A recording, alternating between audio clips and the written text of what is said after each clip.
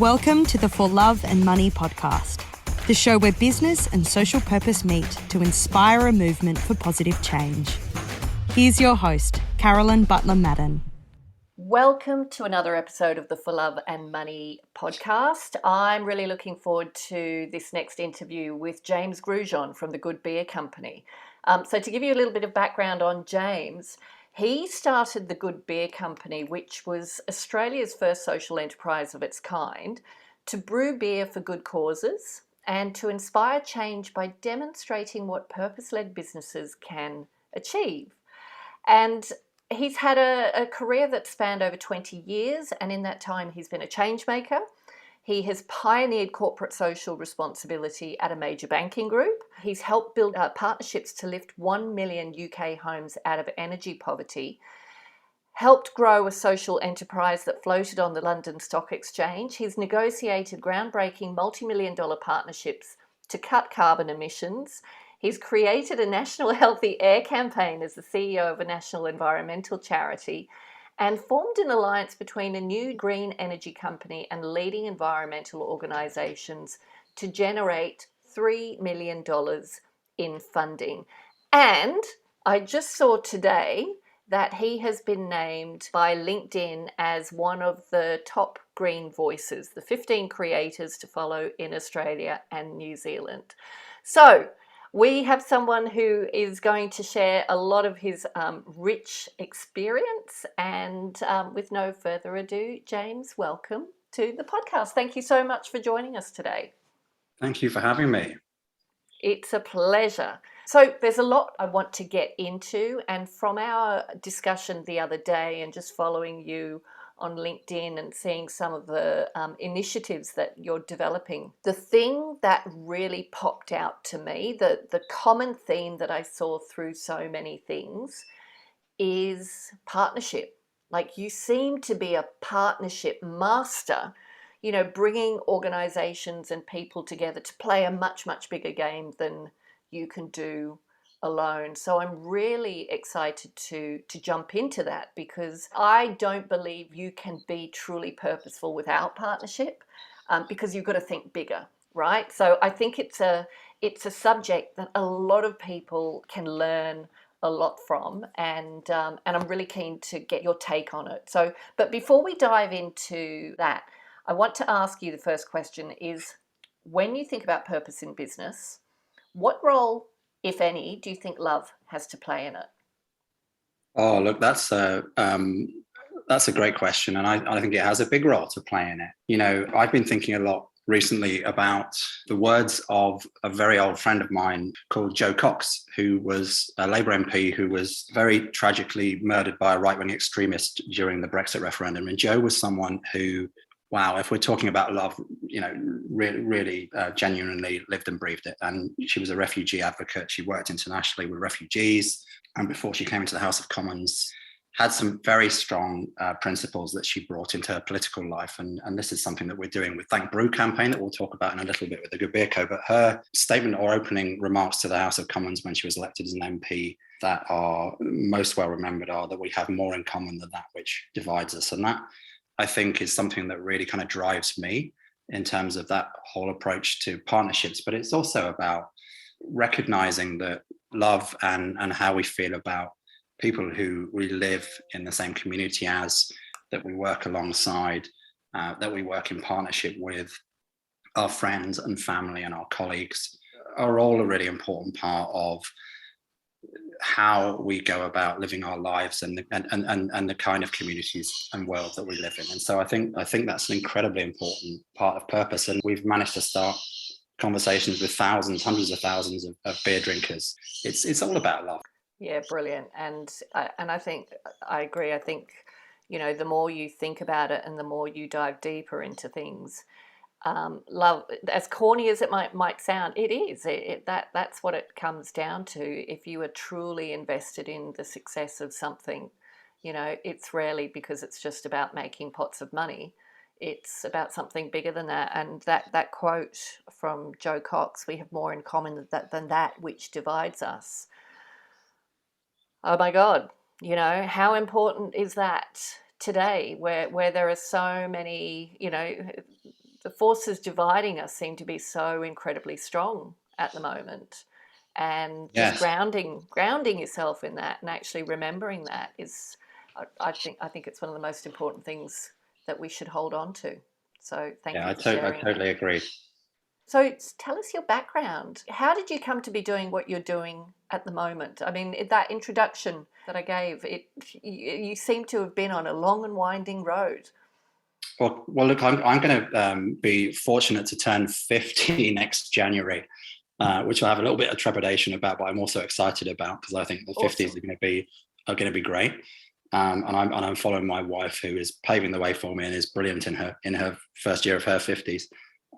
So I've been around for a long time, and look, a lot of what I've done in my career from an early age has informed how I approach building partnerships and making everything that I do stronger by bringing in lots of different people and organizations in and around projects and campaigns.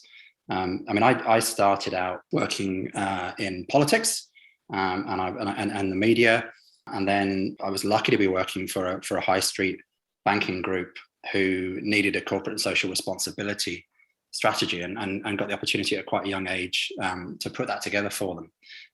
But what I realized in doing that, and this is 20 years ago, so in the days when CSR was a bit more of a tick boxing approach than we fortunately see now with companies who are taking it much more seriously, and that led to me joining an organisation in the north of England that was working with governments across the UK and energy companies, local councils, charities, to lift households out of energy poverty. So working with people who were paying more than 10% of their annual income every year on their energy bills and were living in the UK in cold and damp and unhealthy homes. And we had a higher winter death rate than Siberia in the UK when I was working for this company. Oh my God. Working to lift those homes out of energy poverty, make them healthier.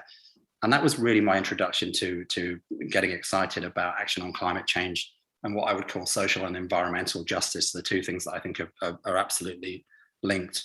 And I was able to, as the head of corporate affairs there, to work with a number of different organizations, ranging from very small kind of local community groups to large charities, to local authorities, to big energy companies like British Gas, to make sure that we were getting help to people that really needed it. And doing something that was life-changing, which was making people's homes energy efficient. And I still find it baffling that we're having a conversation about energy efficiency and energy saving, given where we are with climate change now. It's the easiest thing to do. It's a no-brainer. Sadly, there are still a number of homes in Australia in fuel poverty and energy poverty, and it really is the simplest thing to do, to just go in there and make sure that people are able to heat and cool their homes when they need to, and also make savings that are going to benefit all of us, because most of our carbon emissions, or a very large part of our carbon emissions, come from domestic properties. So that was the second part. And then look, I've been in Australia for 10 years. My wife Jo and I moved here 10 years ago. I'd been working for a fantastic Australian climate change company called Cool Energy, based in Melbourne, and they brought me in from that organization I was just talking about, eager to head up their UK business. And we built some fantastic partnerships with big energy companies, supermarket groups, the Daily Mirror, the Sun newspaper, to get over 12 million energy saving light globes out through those newspapers and supermarkets at point of sale with the newspapers. Wow. And get editorial on climate change into newspapers that hadn't been covering it at the time. And that's when was this? This was back in about 2009, 2010. Okay. And that's when I fell in love with Australia, and that was the next part of the story, really, because I was asked by some former colleagues from Cool NRG to come and join them to start a business called Energy Saving Social Club in Melbourne, and that led to me to then join the startup team at PowerShop Australia, which at the time was a green energy startup, and building partnerships with Get Up, Environment Victoria, the Australian Conservation Foundation, that got them their first 50,000 customers in Victoria and New South Wales. And more excitingly, was kind of the first wave of consumer activism that got people to say, well, I've written to my MP, I might have been on a demonstration, I might have called an MP. Now I'm going to switch my energy company because I support renewable energy, and I want to be with a company that is backed by renewables and supports renewable energy policy. And so that was a really fantastic campaign that also raised about $3 million for those organizations. And while I was doing that, my wife got a job in Brisbane. So we moved up to Queensland from Melbourne. And I started thinking, first of all, I don't want to commute to Melbourne on a daily basis from Brisbane. And secondly, if you can do what I was doing at PowerShop with GetUp and the Australian Conservation Foundation and EV and others, you could do it with something really interesting like beer, which is where I started thinking, well, is there anybody in Australia who's doing a social enterprise beer or beer for good? Is anybody teaming beer with good causes? And they weren't. So I launched the Good Beer Company. And our first beer was Great Barrier Beer for the Australian Marine Conservation Society. Fantastic. And tell us a little bit about the Great Barrier Beer Company. The Good Beer Company is a social enterprise, so it exists to do good with beer. And what that means is that we give a portion of sales to charity partners in funds. But what we also do, really importantly, is we give them a much bigger platform. So the Good Beer Co. for me comes from having run an environmental charity. I was the CEO of Environmental Protection UK, which is one of the UK's oldest environmental charities. And I could see at firsthand how hard it was for them to raise funds, but also how important it was that they were able to reach out to the mainstream. Because when you're working inside of an environmental organization or a charity, you're often talking to people like you and me who are converted already. What I wanted to do with the Good Beer Co. and Great Barrier Beer, which was our first beer with the Australian Marine Conservation Society, was to start a conversation through a beer that was in fridges at Dan Murphy's and BWS, or in your local bottle shop, or on a boat as you were going out on the Great Barrier Reef, or in the Qantas Lounge, or on a P&O cruise ship. That started with a really, I really like the taste of this beer. And then, what's this all about? That's interesting. It's supporting the Australian Marine Conservation Society. And so if you spoke to Darren Kinley-Sides, who's the CEO of the AMCS and the team there, they would say that actually the most important thing that Great Barrier Beer did for them was it just broadened their reach. So they got huge amounts of media for their cause and the plight of the Great Barrier Reef, which, as we know, is under serious threat now. It's bleaching for the 6th time in the last 10 years, which is absolutely tragic, and it's caused by climate change. But it also got them in front of a whole new audience, and that's so important. And that's what the Good Beer Co. does, really. It's about starting conversations and bringing people into issues that they care about.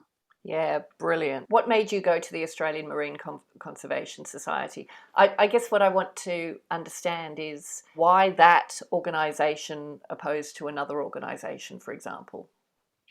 Well, I wanted to look for an organisation that would first and foremost benefit from being linked to a beer that was raising funds and raising its profile. Yep. And the AMCS ticked all of those boxes. I also wanted to work with an organisation that was prepared to work with the Good Beer Co. So it was really important that they were able to work with us to market the beer and promote the beer to their database on social media and email. Yep. And to support us in terms of work that we were doing in media.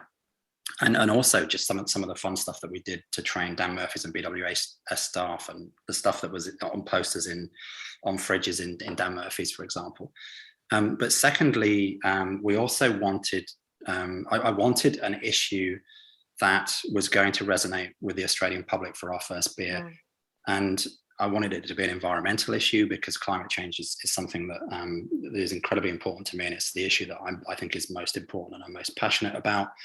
And the Great Barrier Reef was just a no-brainer, and particularly as a company based in Queensland, because we are, we're all Australians are custodians of the Great Barrier Reef. We have a responsibility to look after it for the rest of the world, and it is absolutely our crown jewel, and it's something that we should be very proud of, but it's something that we need to be doing more to take care of. And I knew from looking at research. From polling and surveys that were done regularly every year for the last 10 years before we launched Great Barrier Beer, that 8 out of 10 Australians on average were saying that the Great Barrier Reef was a national icon. It was something that they really cared about. And then crucially, it was something that they didn't think that enough was being done to protect. And so step in Great Barrier Beer for the Australian Marine Conservation Society as a champion for the reef. Yeah, brilliant. And I love the idea of using a beer, which people equate with pleasure, to actually bring awareness and start conversations. Because exactly as you say, non-profit organisations, they're talking to, they've got their limited audience, they've got the people who really care about what they're doing, but they need to widen that audience, and the ability to start conversations over a product that is all about socializing, a beautiful partnership. I'd love to understand what kind of impact it had, what kind, what sort of anecdotal feedback did you get? I think, look, I mean, we did some really interesting stuff, and we talked, and you talked a little bit about this in the intro. I mean, one of the things that you can do as a small startup social enterprise like the Good Beer Company is take advantage of, I guess, the things that are difficult, which is that you're small. Good Beer Co is a self-funded, bootstrapped organization that's run by me, right? And I'm not paying myself a salary, and I'm doing it in order to be able to grow it into something that is more successful and therefore can do more good as a purpose-led business. But I think we were able to take advantage of the fact that we could move more quickly than bigger companies. So, for example, we were the first company to use biodegradable, marine life friendly packaging in the fridges at Dan Murphy's. And at the time, you'll see them in the fridges, and you'll see them everywhere now. But at the time, you had kind of craft breweries who were nervous about using them because they thought they might fall apart in the fridges. They thought they were too expensive. They couldn't make them work with their canning machines. And I've spent years standing on canning machines, working out how to do this kind of stuff, but also working with the packaging companies. We were a finalist in the Minister's Award in the Banksia Awards, which was recognizing what Great Barrier Beer was doing to start conversations with mainstream consumers. But I think for the AMCS, the really interesting stuff is sometimes some of the kind of chance stuff. Like, for example, when we launched the beer, we were brewing the beer up in Bundaberg initially. Yep. And the brewery there had a visit from Malcolm Turnbull and Barnaby Joyce, and it was their first visit as the Prime Minister and Deputy Prime Minister. And they arrived with this huge coterie of media behind them at the brewery. And there was me standing behind the bar with the owner of the brewery in my Great Barrier Beer, have one for the Reef t-shirt. And Great Barrier Beer was on tap. And Barnaby Joyce and Malcolm Turnbull were given a beer, and the journalist asked them, what do you think of Great Barrier Beer? And I told him what it was for. And so they had to engage in a conversation, which then led to a conversation that the AMCS had with the Prime Minister at the time. And right through to media coverage and the campaign that we ran with Lad Bible. We did a special edition of Great Barrier Beer for their Citizen Reef campaign, which was a really clever campaign that they ran for their 3 million followers in Australia, to say, look, if we want the reef to be protected, we need to make it an Australian citizen. So they petitioned the government to do that. Brilliant. It's just some of the fun stuff that you can do.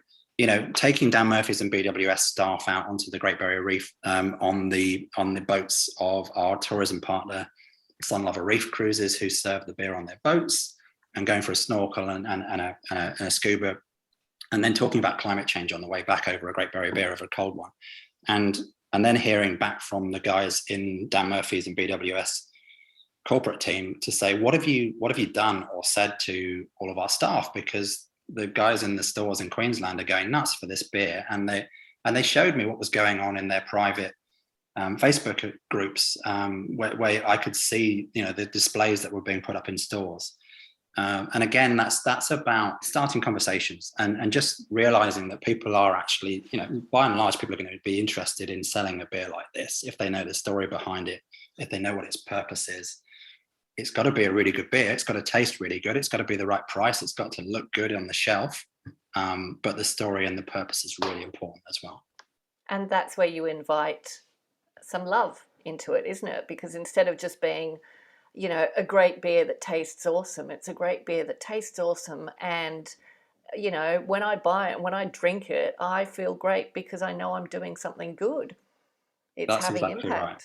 Yeah, exactly right. And it's lovely when I used to go into the, not just in Dan Murphy's and BWS, but independent bottle shops as well. And I just stand back and hear the staff team and the teams there talking about the beer when people were plonking it on the counter or asking them a question about it.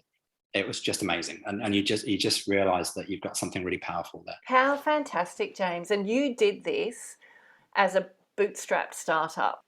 I'd love to know, and I'm sure that listeners would love to know, how you got to partner with Dan Murphy's with your biodegradable six-pack packaging. How did you Look, open that door? Yeah, so I mean, to be quite honest with you, I just reached out to people, and because what you can do when you are a purpose-led social enterprise, and particularly one that that somebody like me has gone, I'm just going to start this and I'm going to see how it goes. I don't have any background in the beer industry other than enjoying drinking it. But Good starting point, right? I'm going to find myself a really great charity partner and a really great brewing partner, and I'm going to get the logistics right. I'm going to make lots of mistakes as well, by the way. Yep. But I approach them, and so it's not just what you when you're a social enterprise or purpose-led beer company, you're not just talking to Billy the beer buyer at Dan Murphy's. You're talking to the head of corporate communications. You're talking to their sustainability people. You're talking to the corporate team at Woolworths Group. And all of these things kind of reinforce each other. The fact that we were a finalist in the Banksy Awards, and their head of sustainability from Woolworths was one of the judges. You put yourself in front of people and you make sure that they understand what you're trying to do. And it was the same with P&O Cruises as well. We were Tom Dawkins, fantastic man, huge supporter of the Good Beer Co. and me and social enterprises across Australia, a very good man, as you know. Had the Good Beer Co. Great Barrier Beer as part of Dreamstarter ING. And through ING... So before you go on, just for listeners who don't know Tom Dawkins, he's the CEO and founder of Start Some Good. So it's basically an incubator for and support. How would you describe it? An incubator and support service for social enterprise businesses. Yeah, an accelerator and a crowdfunder. And so we were part of the Dreamstarter initiative, which is a crowdfund supported by ING Australia, which raised $60,000 in pre-orders for Great Barrier Beer and helped us to launch. But secondly, Anne Sherry, who at the time was the executive chairwoman of Carnival Cruises Australia, was also a non-executive director of ING. And so that was my route into a meeting with the head of corporate affairs at P&O. And look, it's alarming kind of how you do these things when you look back on them sometimes. And I remember when going to see the guys at P&O Australia, and I traveled down from Brisbane to Sydney, hoping that the box of beers that I had got through and not broken. I got them off at the other end of the airport. And I was at a 7-Eleven stuffing a cool bag with ice, and then sitting on a bench outside their corporate office, dusting each of these bottles of beer off, because I was going in to do a pitch meeting to the head of corporate affairs, all of her team, the executive chef, all of their buyers, about 12 people around a boardroom table at which I sat at one end of. We passed the beers around from this bag. They all tried it. They all enjoyed the beer. We had a good conversation. 2 months later, the beer was on every one of their cruise ships in Australia. And sometimes timing is right. But I think it's a convergence of a really good story, integrity, and having the right product and the right price, and the right partners. And I've been very lucky, like a lot of people in the social enterprise purpose sector in Australia, to be advised and supported by some really knowledgeable and generous spirited people, including some of our brewery partners, who made sure that what I was doing was going to be successful. So something that you talked about there that I just want to touch on for a moment is expanding relationships. So when you talked about Dan Murphy's, it wasn't just the buyer that you were engaging with, it was the head of sustainability and various people in the organization. And that building relationships is based on being able to have richer, more meaningful conversations. It's not just about a beer with a great taste and what you're going to price it at.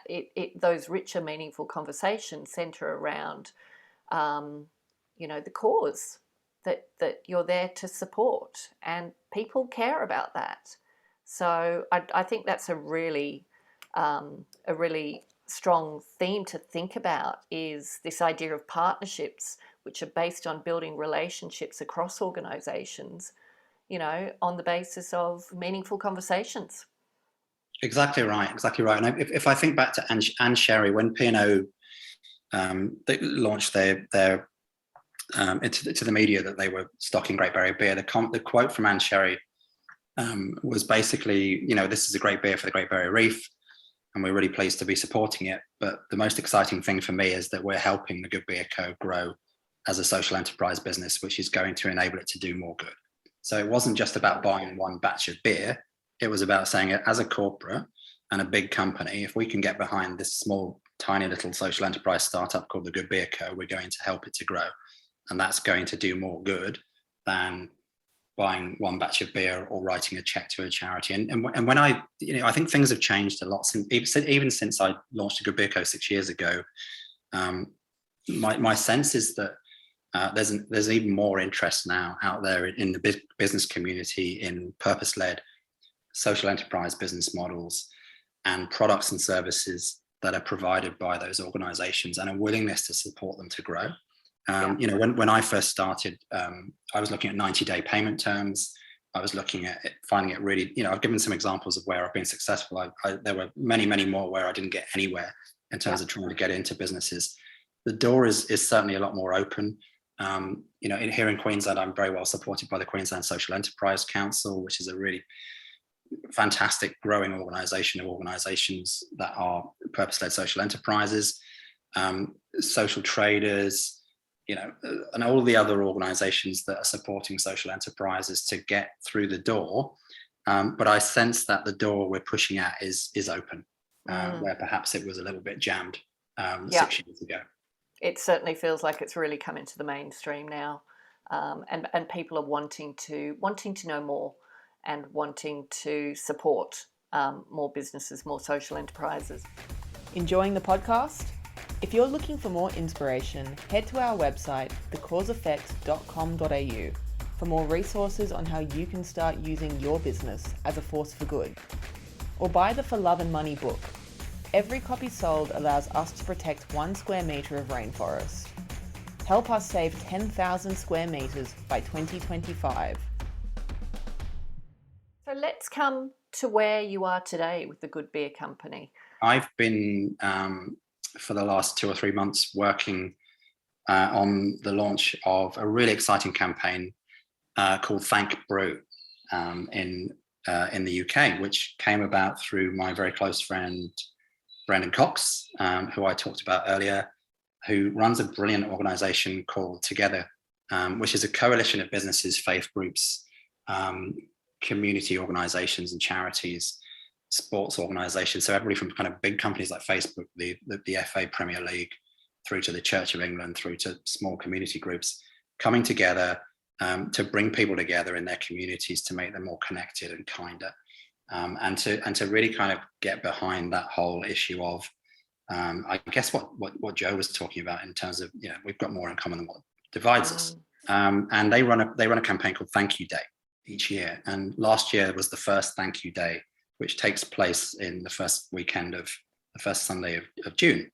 And I coordinated a campaign last year called Cheers for Volunteers with Together and the Royal Voluntary Service, which was recognising all of the work of all of those amazing people who worked in food banks, domestic violence shelters, with disabled people, with elderly people, and just broadly across local communities to keep them together during that really challenging period of the COVID pandemic lockdowns.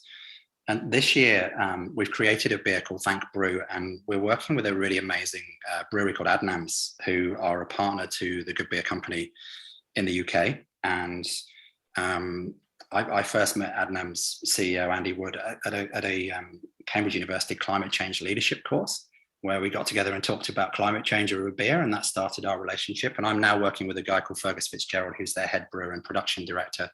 And Fergus is working with me to create a coalition of what we hope will be over 100 breweries from across the UK, from kind of Cornwall up to Cromarty in Scotland, from Anglesey in Wales to East Anglia, over where Adnams is based on the other side of England. And pubs that will be brewing and selling a beer that's raising funds for Eden Project's communities who do the big lunch. And they're part of a really fantastic organisation called the Eden Project, who are an environmental organisation that you'll know based in Cornwall, who've been running for 10 years the big lunch, again, to bring people together in their local neighbourhoods to make them stronger and more resilient and open to conversations about what makes a good community. Together Coalition and Thank You Day, and then an amazing organisation called Reset Communities and Refugees, who are working right now to find homes across UK communities for Ukrainian refugees coming into the UK. So absolutely lovely campaign. We've launched it with the support of a whole bunch of different organisations like the British Beer and Pub Association, the Society of Independent Brewers, the British Institute of Innkeepers, and I could go on.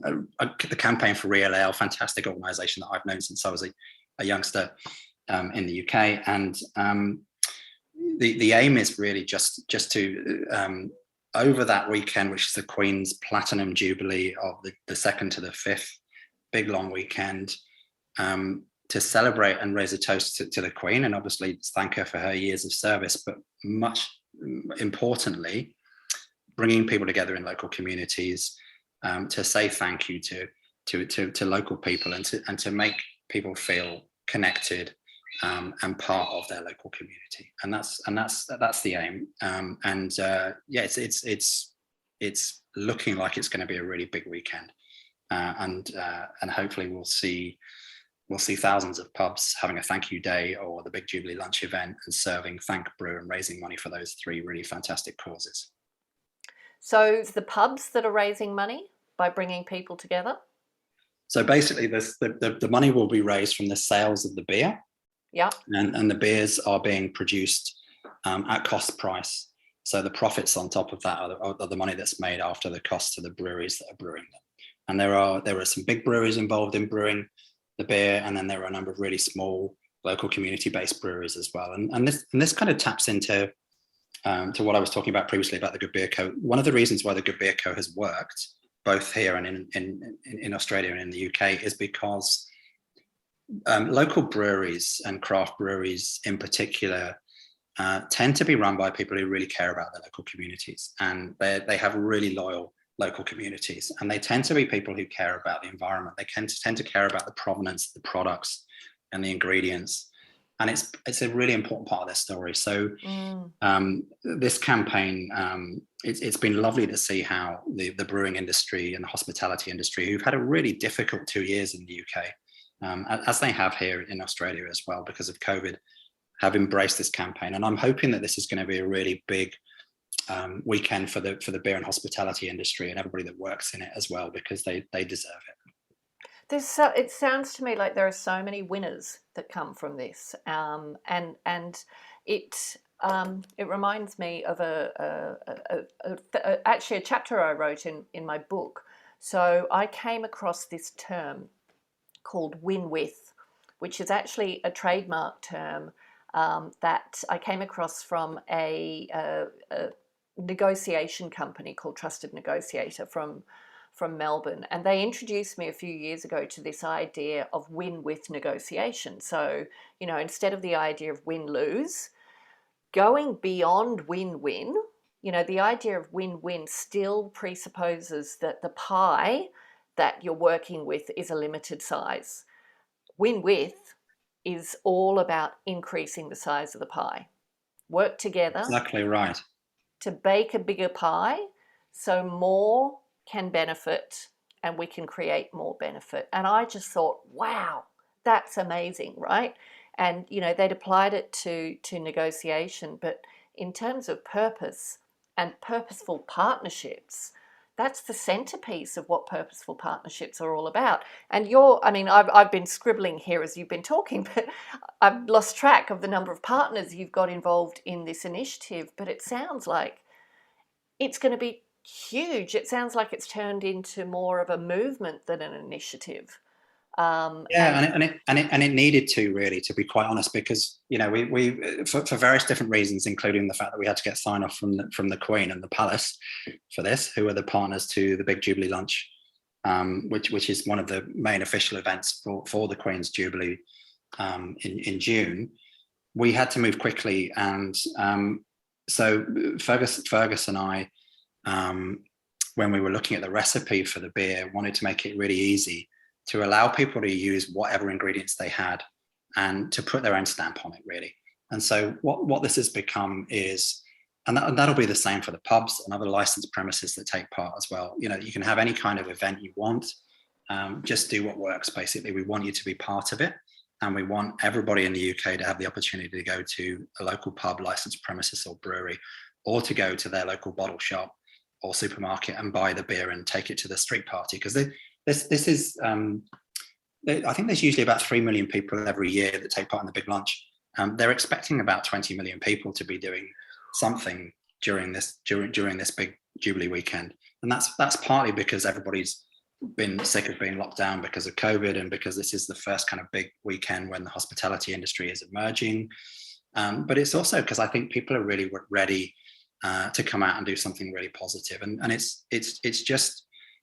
In that spirit, I think that we make it as easy as possible for people to participate, and there's lessons in that for anybody that goes about building partnerships. We could have brewed a beer with Adnams and with the company that we're working with in the UK that just does non-alcoholic beer called Big Drop Brewing Company, and left it at that and tried to put it in supermarkets, but it would have been much smaller in terms of the impact and the engagement than what we're doing. Yeah, absolutely. That's amazing. I love that story. You've got something brewing in Australia as well, don't you?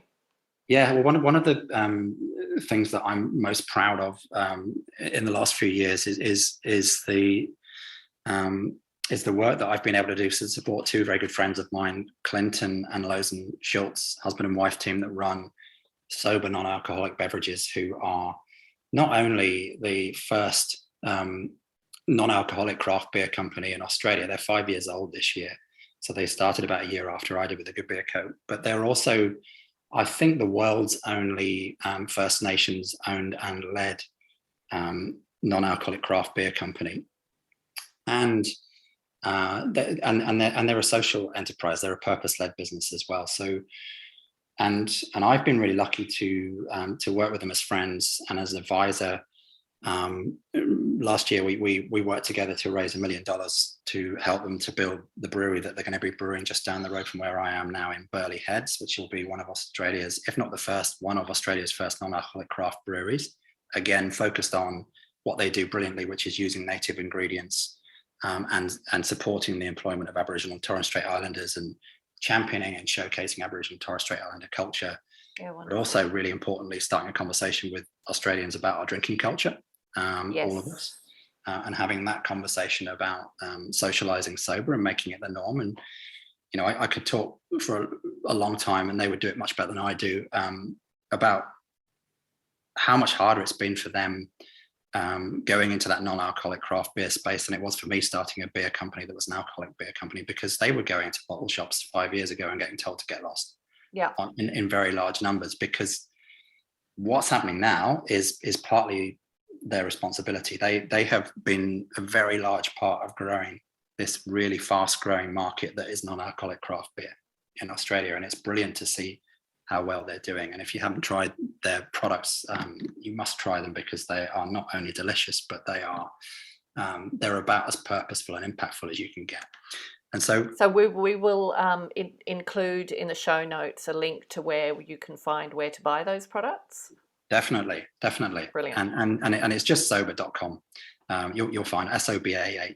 And yeah. So to answer your question, the Good Beer Co and Sober have been trying to work together for a long time. We're both purpose-led social enterprise businesses. We're both Queensland businesses and very proud of it. We're all friends, and we're businesses that really care about sustainability, protection of the environment, and action on climate change as well. And I can't say too much about it, but we are going to be launching a collaboration brew, which will hopefully be in retailers around about September. And we've got a fantastic cause and charity partner for that, with the aim of showcasing the brilliant work that Sober does, but also having a conversation again, like we've done with our Great Barrier Beer, with mainstream Australian beer drinkers, this time in the non-alcoholic craft beer market, to kind of start those conversations again around the Great Barrier Reef and about marine conservation, and then more broadly speaking, and really importantly right now, about climate change as well, because I think we all feel that there isn't any issue that could be more important than climate change right now. And the Great Barrier Reef is I'm very sad to say, under much more stress than it was when I started the Good Beer Co and launched Great Barrier Beer 6 years ago. Yeah, our timeline has just been compressed, hasn't it, to do anything about it? And yet, the action we need to take coming from governments just seems to slow us down, which is exactly why businesses like yours and social enterprises really are rising to the challenge and no longer waiting for government to lead the initiative. And thank goodness, look, and it's not just small or startup social enterprise businesses or purpose-led businesses. I mean, I'm sober at the moment, are going through the process of becoming of B Corp certification. Yep. And it's something that we'll look at with the Good Beer Co as well. It's been equal parts kind of depressing, but also heartwarming to know how long it's going to take to get that certification, because so many businesses are trying to put their hand up to become B Corp certified, and businesses that are trading for purpose as well as profit. And I think that's great. You know, I think it's really exciting. And I know from my engagement through the Good Beer Co with some big businesses in the UK and in Australia that, as you say, big businesses are taking this far more seriously than governments now, and they need to be, you know, because as you say, we've got, you know, the last IPCC United Nations climate change report.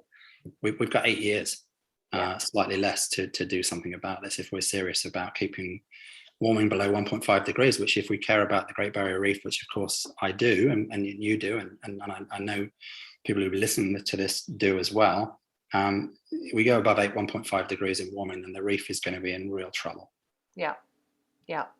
And the fact is, we have so many more levers. We have so many levers at our disposal. So, you know, when people go, oh, I don't want to think about that because I can't do anything about it. And that's not something, I know people listening to this podcast don't fall into that category, but they would certainly, like me, know people who do fall into that category.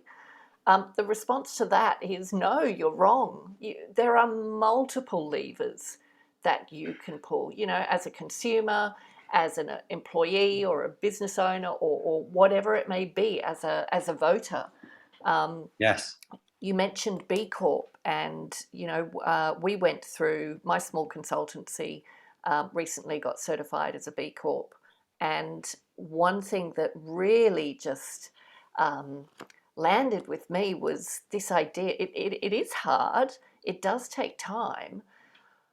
But, you know, within your own business, no matter how small it is, oh my God, there are so many levers for impact. That was what really blew my mind. I thought I knew what they were.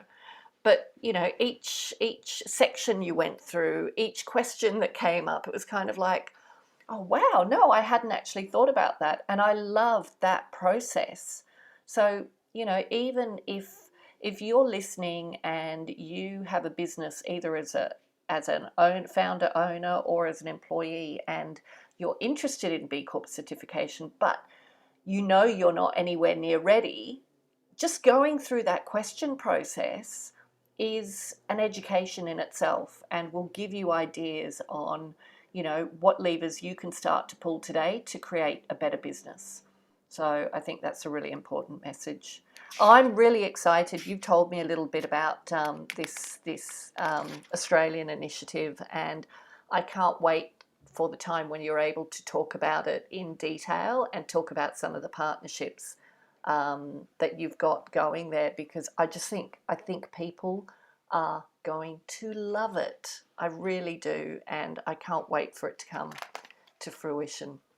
So September, you say, yes? September, and just as another little sneak peek, I mean, it'll be a great cause that's working on a fantastic project that involves training Aboriginal Torres Strait Islander women to be guardians of the Great Barrier Reef in their local communities. We're also really excitingly working with a group of creative people led by a brilliant guy called Matt Bray, who are passionate about action on climate change. And they're people that work in the advertising, media industries who, as creatives, who wanted to work on this beer because they think it's got a really powerful message and they're excited about it. So I can't wait to tell you a bit more about it, but Clinton and Lozen at Sober will quite rightly tell me off if I say any more. Yeah, don't say anything else. Don't say anything else. But, you know, maybe we can get you and Sober Clinton and Loza to come on and tell us about it maybe towards the end of the year. That's a great idea. I'm sure they would love to. Yeah, no, I would love to have them and to have you back. And I just, I listened to you, James, and you just seem to take partnerships to a whole other level. Whereas, someone might go, yeah, let's do one or two partnerships here. You just seem to go, let's just pull in all these people. And as a result, you're really scaling your awareness and your impact. And that's incredible. So I want to ask you, you mentioned, we've talked about some of the successes and some of the things you've got in the pipeline, but you've said, equally you've had failures along the road. And I'm curious to know, how has that helped you through challenging times? Oh, look, I think the purpose is everything, isn't it? So, in the case of the Good Beer Company, it's like, are we doing something that is actually delivering some benefit to the cause partners that we're partnered with, and more generally speaking, in terms of society, the environment, and if I feel like we're not, then that can be really disempowering. And we went out when we launched Great Barrier Beer, and we had media coverage that said, can this beer save the Great Barrier Reef? Well, that's absolutely ridiculous. Of course, a beer isn't going to save the Great Barrier Reef. And even if we sold as much beer as Carlton United breweries, we wouldn't be able to save the Great Barrier Reef. But if we are, the mistakes that we've made have been when we've worked with charities or causes that perhaps weren't a fit with our overall mission, and that weren't equipped to be able to support what we were doing. And where I haven't built strong enough partnerships from the get-go, because through no fault of the people that we partnered with, they perhaps weren't the right people to be doing a beer with. Yeah. Where we've succeeded is where everybody is behind the purpose and the values and the mission and passionate about it. And that's been a kind of learning for me. The other mistakes I've made really are just that I need to often be reined in by good people who understand logistics and pricing and working with retailers and pushing a beer product out into a national retail market. But I've been very lucky, and again, this is about partnerships as well, to work with people right across from brand, marketing, advertising, through to advice on the right business structure, legals, etc. Quite often with people working pro bono, and for love of the Good Beer Co. and social enterprise. And it's been really heartening for me to kind of have people with me along for the journey, and that keeps you going as well. Because when you hear back from people that they're enjoying drinking your beer, or they're enjoying working with you, or they started a conversation with their next door neighbour or somebody at work because they cracked open a cold Great Barrier beer, that's brilliant. Yeah, that is brilliant. And I guess they're people like you who care about the Great Barrier Reef, who care about our planet. Yeah, and I think it goes back to that more. We've got more in common than what divides us. And I think we often, I sometimes forget that when I'm feeling a bit depressed about how bad things are with climate change, or because our politicians aren't doing the right thing, or we haven't got a government that's doing what we need to be doing to decarbonize our economy. You come back to the fact that actually most people do care, and we know they do. It's just about how we engage them. And I think it's really hard to engage people with doom and gloom, and with disaster, and with the end of the world is nigh. Yeah, it's about making people feel empowered, empowering those people so that they're ready to jump in and do something. It could be something really small, but that sense of feeling empowered, I think, is our fight back to those people, organisations, governments who are really pushing the division, the divisiveness and the disempowerment. I think it does actually, without getting into politics and everything, I do think it suits some people's needs for people to feel that the issues are way too big for them to get involved in. And at the end of the day, we need people to get involved, and everybody can in a different way. I want to ask you, and we're coming to the end here, but bringing it back to the title of the podcast, For Love and Money. What do you see as the relationship between the two, love and money, purpose and profit? Oh, look, I started the Good Beer Co. For it to be a purpose-driven, profitable enterprise. So I didn't start it as a charity. It's had its ups and downs and some challenges that we haven't talked about in relation to COVID, where we lost impact investors and we didn't launch in the UK as planned.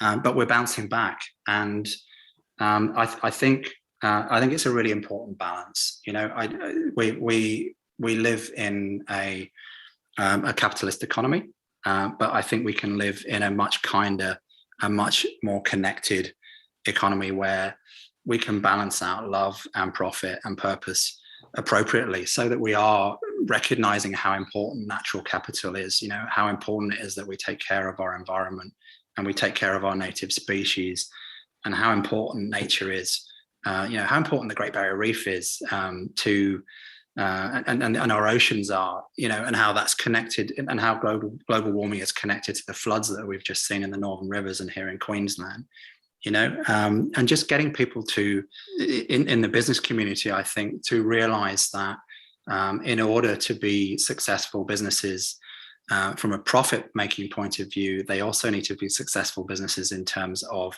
how they are connected with their employees, the local communities in which they operate, their customers, and increasingly, you know, and I know this is really obvious thing to say, but younger people who I think are looking at them and have got very strong bullshit radars and are going to be asking much more difficult questions than perhaps Gen Xers like me did of companies.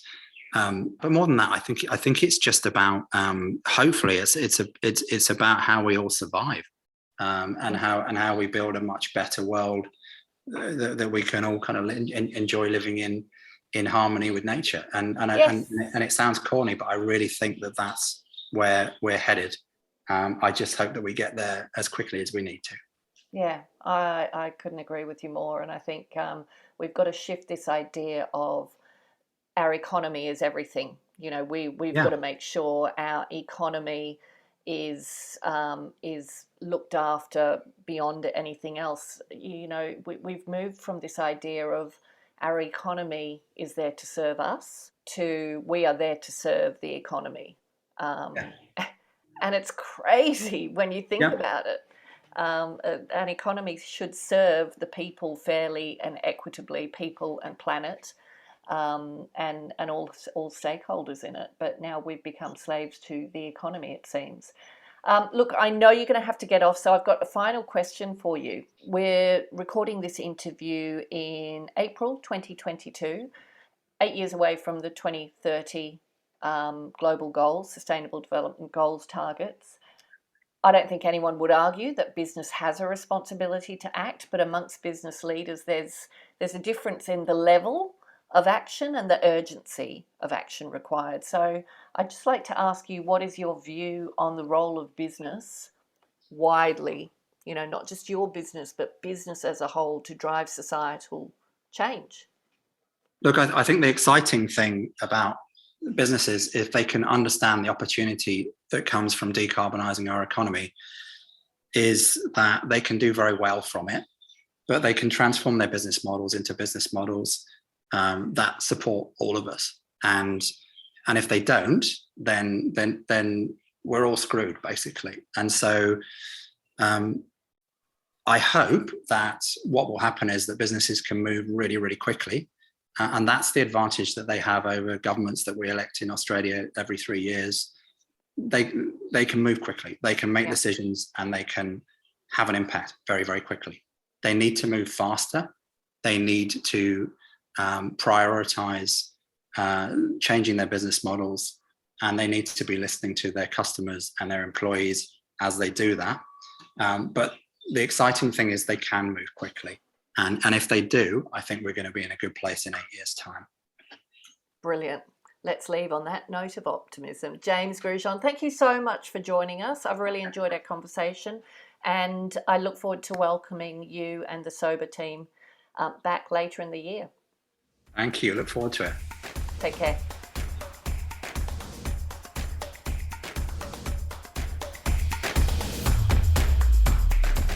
Thanks for listening to this episode of the For Love and Money podcast. If you'd like to take a deeper dive into the purpose movement, visit us at thecauseeffect.com.au. And remember, doing good is good for business. So if you're not doing good, then what are you doing?